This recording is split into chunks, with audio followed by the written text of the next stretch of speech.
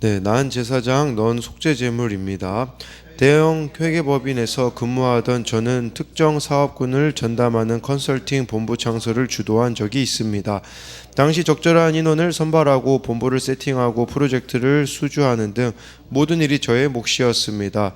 수사 난관을 겪으며 출범한 본부는 얼마 지나지 않아 업계에서 최고라는 명성을 얻게 되었습니다. 이어진 저술, 기고, 강연으로 전문성을 인정받아 많은 선도병원과 그룹사로부터 대형 컨설팅 프로젝트를 수주하였습니다. 그렇게 저희 본부는 밖에서는 영향력 있는 유명인처럼 명성을 얻었지만 그 즈음 안에서는 미묘한 갈등이 생기기 시작했습니다.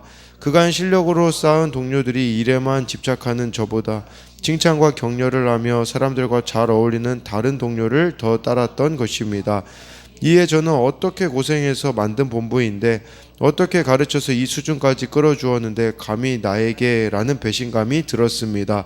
때마침 저는 국내 유명 병원으로부터 스카우트 제의를 받았습니다. 10년 이내에 세계 최고 수준의 병원으로 도약하는 목표를 세웠는데 그 일을 직접 이끌어달라는 제안이었습니다.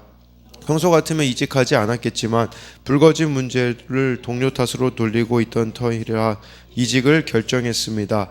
일 욕심도 있었지만 나 없이 얼마나 잘하는지 보자라는 보복 심리도 컸습니다. 제게 잘못한 동료들은 속죄제물이 되어 짐 밖에서 불사름을 당하는 수소가 되어야 하고 번제물이 되어 제단 위에 불사름을 당하는 수장이 되어야 한다고 생각했습니다. 실제 제가 나온 뒤 많은 구성원이 떠나고 잘 나가던 본부가 쇠락의 길을 걸었습니다. 그 후 남은 후배들이 본부를 다시 추스르고 끌어가는 중입니다. 상무님 계실 때가 우리가 최고의 전성기였다는 말을 들으니 그것을 보라며 고소해야 하는데 반대로 자책감이 몰려옵니다. 당시 프로젝트가 성공하려면 내 말을 따라야 한다고 목소리를 높였지만 실상은 제사장인 나를 따르라고 강요하던 강팍한 제 모습이 깨달아지기 때문입니다. 오만한 저의 죄를 그들에게 덮어씌워 각을 떠서 내어다 버렸습니다. 그 과정에서 동료들을 향한 사랑은 없었습니다.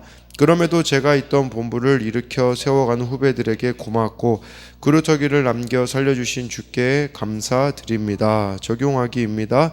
지금까지 자리를 지키고 있는 이전 직장 후배들에게 미안함과 감사함을 전하겠습니다. 함께한 옛 동료들에게 저의 이기적이고 교만했던 행동을 사과하겠습니다.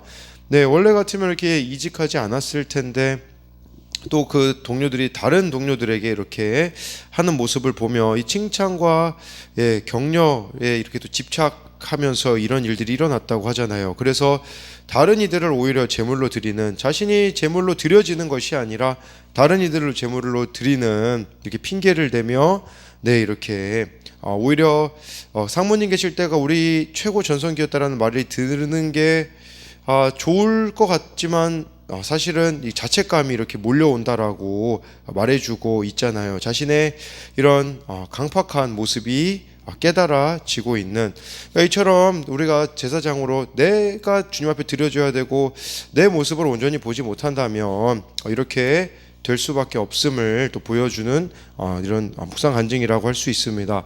오늘은요 제사장 직분 위임인데 이것은 따로 이렇게 사진을 준비할 필요가 없다고 여겨져서 바로 설명드리면 1절에 내가 그들에게 나를 섬길 제사장 직분을 위임하여 그들을 거룩하게 할 일은 이러하니 곧 어린 수소 하나와 흠없는 수량 둘을 택하고 라고 해가지고요 1절에서 주목해야 되는 단어 흠없는 이라는 단어에 주목을 해야 됩니다.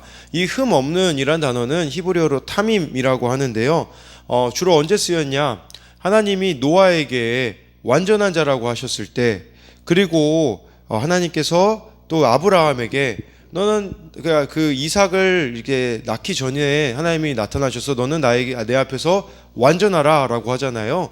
그러니까 거기에 쓰였던 이 흠없는이라는 단어는 즉 바로 온전한 완전한 자로, 하나님은 우리가 이처럼 흠없는 사람과 흠없는 제물이 되어지기를 원하시는, 즉 우리가 거룩한 사람이 되기를 원하신다라고 할 수 있습니다. 그러니까 우리의 인생의 목적은 행복이 아니라 거룩이라는 것을 1절 말씀을 통해서 알 수가 있는 것이겠죠.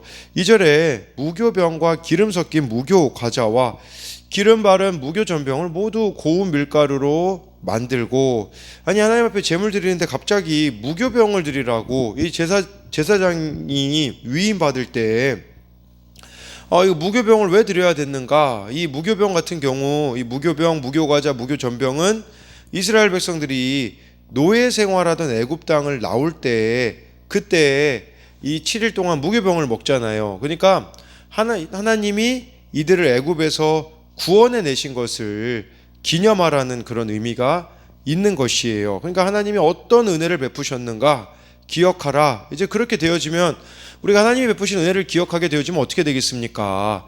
이 무교병, 무교과자, 무교전병은 가식과 포장이 없는 진실함이라고 볼 수가 있는 거예요. 그러니까 우리가 하나님의 은혜를 기억하면 이처럼 가식과 포장 없는 진실함으로 살아가야 한다라는 것이겠죠. 그래서 이 2절에 대한 적용 질문은 정말 나를 가리고 있는 가식과 포장은 무엇이 있습니까? 네, 3절에 그것들을 한 광주리에 담고 그것을 광주리에 담은 채 그 송아지와 두 양과 함께 가져오라라고 말씀해 주세요. 그러니까 이 제사장이 위임 받을 때 중요한 것은 제물이었었다라는 겁니다. 제사장의 옷도 입히기 전에 기름도 부어주기 전에 제물을 가져오라고 하시는 것은, 근데 이 제물이 특별히 이 속죄제와 번제를 드리거든요. 네, 근데 이것은 또 예수님을 상징하기 때문에 우리가 제사장으로 살아가는 것은 여러분들의 노력과 능력으로 살아갈 수 있는 것이 아니라 희생 제물이 되어 주신 예수님으로 인함이라는 것을 기억해야 한다라는 것이에요. 그래서 이 3절에 대한 적용 질문은 여기 나와 있듯이 나의 열심과 능력으로 하나님을 섬기려고 하고 있지는 않습니까? 4절에 너는 아론과 그의 아들들을 회막문으로 데려다가 물로 씻기고 보니까 제사장으로 임명받을 때는 온몸을 다 씻어야 했었습니다. 이 온몸이 씻김을 받고, 여러분 나중에 이 제사장이 그 성막, 회막이라고도 하죠. 하나님을 만나는 곳이라고 해서 회막으로 들어갈 때는 이 제사장이 어디만 씻었냐? 물두멍에서 손과 발만 씻었습니다. 이게 좀 저는 그런 의미로 다가오게 되어지더라고요. 우리가 처음 회개할 때는 정말 전적인 회개가 필요한 거죠. 그 이후에는 정말 손발을 씻는 회개를 매일매일 해 가는 거. 그러니까 이게 지금 우리가 큐티하는 게 이거 아니겠습니까? 손발 씻는 회개를 지속적으로 해 나가는 거. 그래서 손발이 씻겨지면 우리가 또 이 큐티에서 적용을 손발이 가는 적용이라고 하지 않습니까? 내가 정말 손발이 씻김을 받았기에 또 그 가운데 손발이 가는 적용을 하면서 살아가야 되는 게 제사장으로서의 우리들의 모습이라는 것이겠죠. 5절, 6절은 의복을 가져다가 아론에게 속옷과 에봇 받친 겉옷과 에봇을 입히고 흉패를 달고 에봇에 정교하게 짠 띠를 띠게 하고 6절에 그의 머리에 관을 씌우고 그 위에 거룩한 패를 더하고 라고 해서요. 네, 이것은 우리가 지금까지 살펴봤던 제사장의 그 의복 있잖아요. 네, 그래서 아론에게 여기서 속옷 입히고 에봇 받침, 또 에봇, 그 다음에 흉패를 달고 6절에 머리에다가 그 거룩한 패를 더한다라는 것은 이건 아마 어제 본문에 나왔듯이 여호와께 성결이라는 그 단어를 써서 거룩한 자가 되어야 했다라는 것이에요. 7절에 관유를 가져다가 그의 머리에 부어 바르고 라고 해가지고요. 이 기름 부음을 받는 사람, 세 종류의 그 사람이 기름 부음을 구약에서는 받았어요. 왕과 제사장과 선지자, 그러니까 이 예언자들이 머리에 기름 부음을 받았거든요. 근데 이 기름 부음이라는 뜻은 그리스도, 예수 그리스도라고 하잖아요. 그리스도라는 의미예요. 그리스도. 이 기름 부음 받은 자라는 뜻이거든요. 그리스도가 메시아라고도 하고요. 히브리어로는 메시아, 헬라어로는 크리스토스. 그러니까 이 그리스도라는 뜻이 무슨 뜻이냐? 예수님이 제사장으로 이 기름 부음 받는 대상, 제사장으로 왕으로 선지자로 오셨다. 이제 그런 의미가 있어요. 그래서 제사장은 이렇게 기름 부음을 받아야 했다라는 것을 말씀해 주고 있고 8절에 그의 아들들을 데려다가 그들에게 속옷을 입히고, 그러니까 이 아론의 아들들이 지금 또 제사장으로 임명되어지는 이것을 누구에게 하라고 했냐? 모세에게 하라고 했습니다. 그럼 모세가 만약에 욕심이 있는 사람이었다면 이거 내 아들도 아닌데 내 아들이 이렇게 제사장 되면 좋겠는데 생각해보지 않겠습니까? 나중에 이 지도자로 또 세울 때는 여호수아를 세우잖아요. 그러니까 모세가 지금 하고 있는 이런 일들 무엇입니까?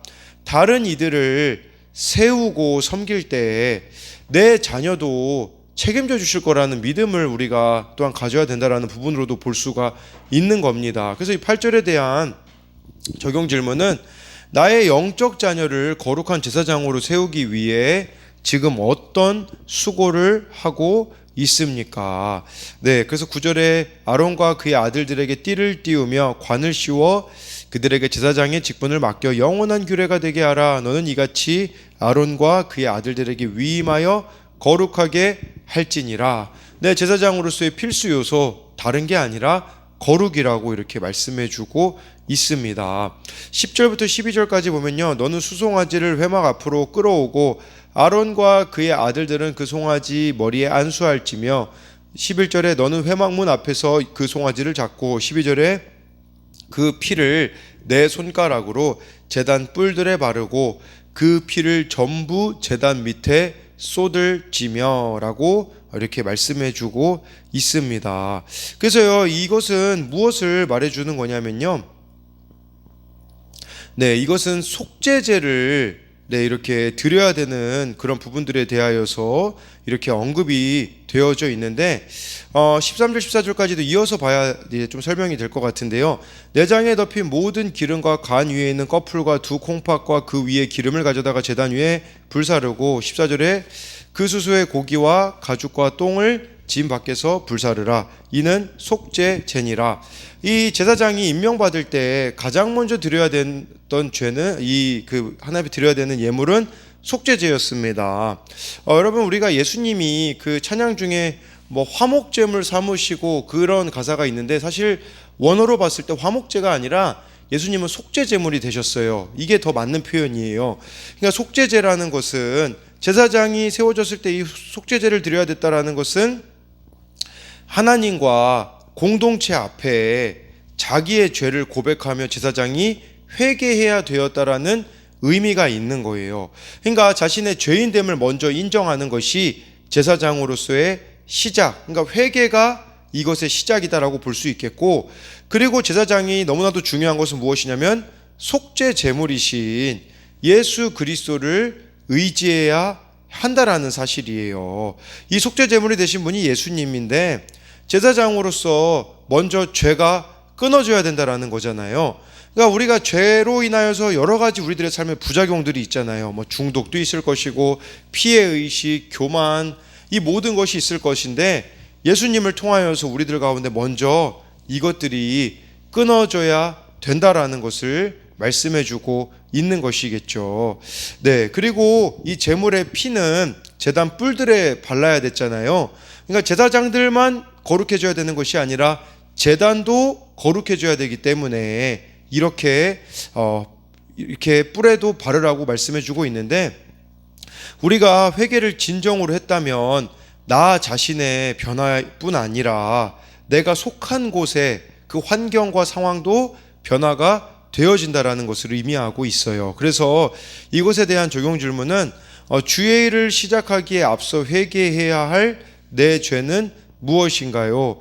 나의 회개와 더불어 성결해져야 할 내 환경은 무엇입니까? 라고 해서요, 이렇게 속죄제를 드린 다음에 또 이제 15절부터 18절에 이제 또 드려야 되는 제사가 나와 있어요. 너는 또 수양 한 마리를 끌어오고 아론과 그의 아들들은 그 수양 머리 위에 안수할지며 16절에 너는 그 수양을 잡고 그 피를 가져다가 제단 위에 주위에 뿌리고 17절에 그 수양의 각을 뜨고 그 장부와 다리는 씻어 각을 뜬 고기와 그 머리와 함께 두고 18절에 그 수양 전부를 제단 위에 불사르라.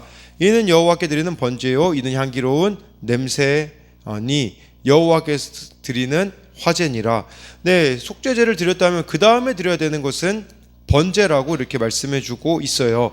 번제는요, 다른 제사와는 다르게 전부를 내어드렸습니다. 전부. 그래서 뭐 예를 들어서 화목제나 뭐 이렇게 다른 것 같은 경우는 제사장의 몫이 따로 있기도 하고 그랬는데, 번제는 제물의 전부를 드리는 것으로 온전한 헌신을 드려야 되었다라고 이렇게 말씀해 주는 거라고 볼 수가 있어요. 그래서 이 번제는 나중에 로마서 12장 1절에 이렇게 말씀해 주고 있어요. 그러므로 형제들아, 내가 하나님의 모든 자비하심으로 너희를 권하노니 너희 몸을 하나님이 기뻐하시는 거룩한 산 제물로 드리라. 이는 너희가 드릴 영적 예배니라. 우리 자신을 거룩한 산 제물로 드리라고 말씀해 주고 있는데, 이 거룩한 산 제물로 드린다는 것은 로마서 1장 2절에 어떤 것인지 말씀해 주고 있어요.